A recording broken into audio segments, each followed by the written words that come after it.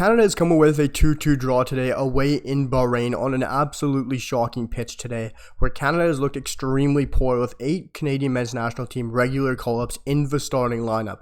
But we looked very lethargic, disjointed, and terrible at playing out of the back today. But there has still been some positive to take away from this game, with some key performances from the likes of Ismael Kone and Jonathan Osorio, as well as some very big negatives, having some key injuries to the likes of Doneil and Kamal, and also some very bad performances as well, and just some thoughts on the general performance from Canada, which we'll be talking about in just a moment. But before we do, guys, make sure to drop down below, hit that sub button, drop a like, and let me know what you guys think down below in the comments about today's match between Canada and Bahrain. But we're going to jump straight into things and talk about Canada's performance, and we're going to start off with some of the key highlights in this match. Of course, I'm going to jump straight in and talk about Ismael Kone. Ismael Kone is an absolute star boy. He was brilliant today once again. And when Kone's really gotten the chance to play for Canada, he is impressed. The young 20-year-old has a lot of eyes on him from Europe, and a lot of people are really wanting to sign him in the January window. Kone looked amazing, especially on that goal he took down from Canada. A beautiful touch, amazing run, and a great finish, and very imposing for the goal. And this is a 20-year-old center midfielder who's a box-to-box player, getting a chance to go play up front for Canada and have a bit of a free roaming role, where he completed 21 out of 25 passes for 84%, having a goal, getting Canada's one of their highest ratings out of today's match was a 7.5, and he was absolutely quality today.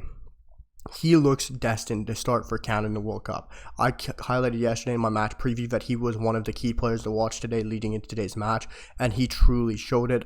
And he really impressed here once again and showed that he should be starting against Japan and has the right to play alongside Eustáquio and Atiba Hutchinson in that match. But there's a man that has something to say about that, and that's Jonathan Osorio as well, which we'll be talking about in just a sec. But both those players look brilliant. They're fighting for a role in that midfield.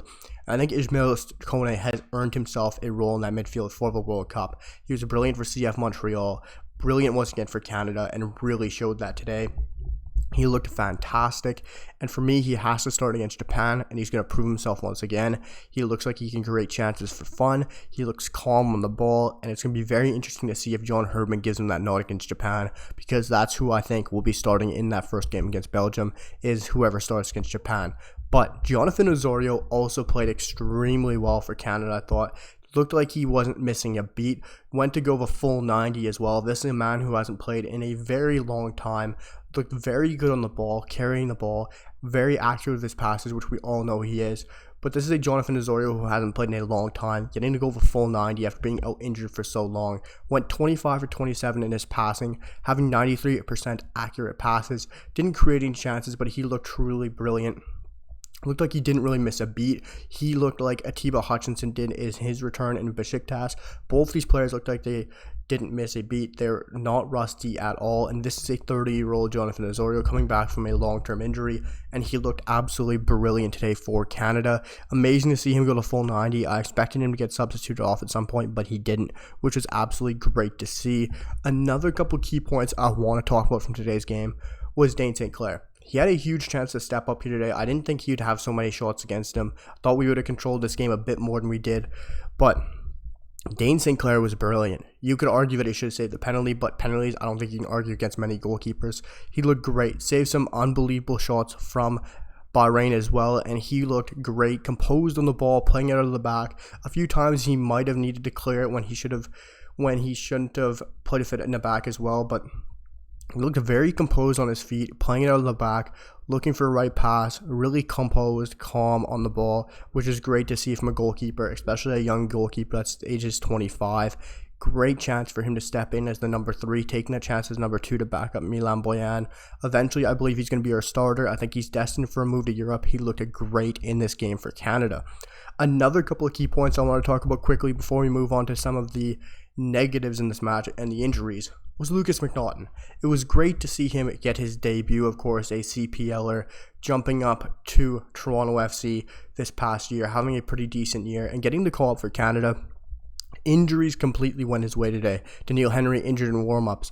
Kamal Miller injured in the game, and then Lucas McNaughton got to get his debut for Canada, getting his first ever cap for Canada. It's always an amazing thing, and to get it in such a key game against Bahrain, it's exciting for him. It was amazing, and for me personally, when we switched to that back four with McNaughton and Waterman, they both looked tremendous. I thought that pairing of McNaughton and Waterman looked unbelievable. Yes, it's not a pairing for long term or something that we'll see in the future, but they looked brilliant together. Lucas McNaughton and Waterman looked like once Waterman came on for Miller and they changed that back two instead of the back three, it looked so much better, so much more composed, so much better defensively than it did with the back three with the likes of Johnston.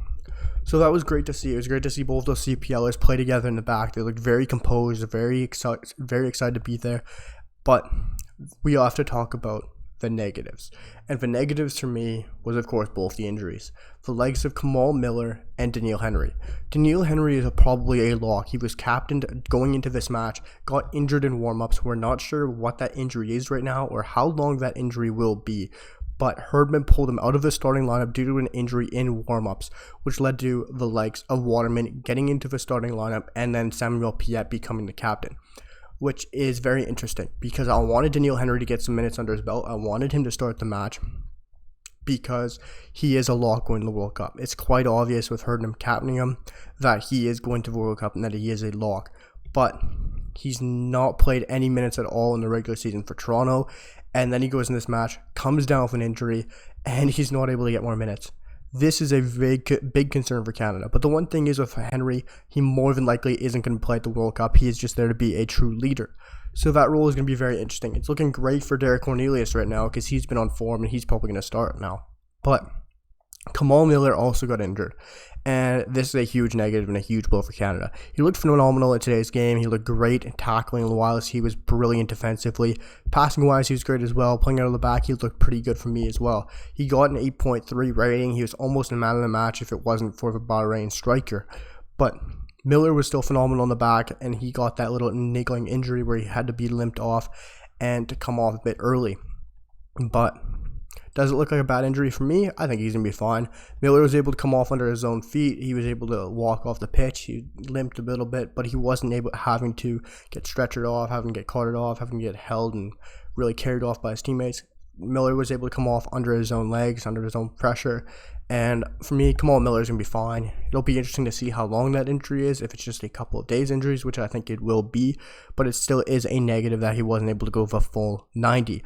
A couple other negatives was the likes of Joel Waterman's first half.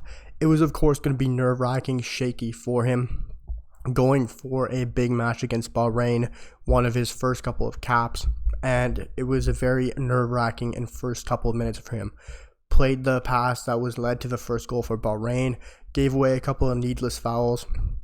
It was a very shaky first half for the likes of Joel Waterman. But like I said, once Lucas McNaughton came on, I thought he looked tremendous in that last 30 minutes. So it was very interesting to see. It was really a tale of two halves for Joel Waterman. So you can't really judge him on the full 90.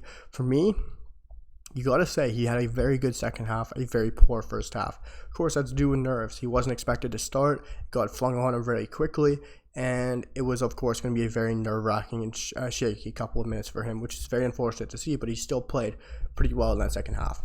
But two key points here are how disjointed we looked and playing out of the back. We were very poor at playing the back out sometimes, and we need to calm this down. Canada can't be giving away all these turnovers and all these loss of possessions out of the back or in our own half. If we have to clear it up, we got to clear it up. We can't be playing out of the back like this against a Japan, against a Belgium, Croatia, Morocco. These teams are going to be taking their chances and scoring bundles of goals against us if we do what we did against Bahrain against them. Japan game is going to be extremely telling.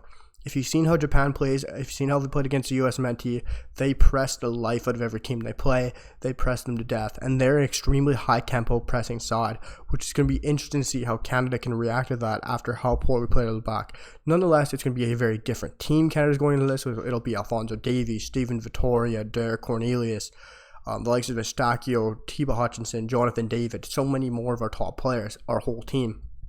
So we're going to be demanding a higher tempo. We're also going to be playing on an extremely better pitch in Qatar, which will completely change how Herdman looks at this game and plays it. And I think we're going to play way better. Of course, it's going to be a huge match against Japan. Yes, it's not a World Cup match, but it's a friendly.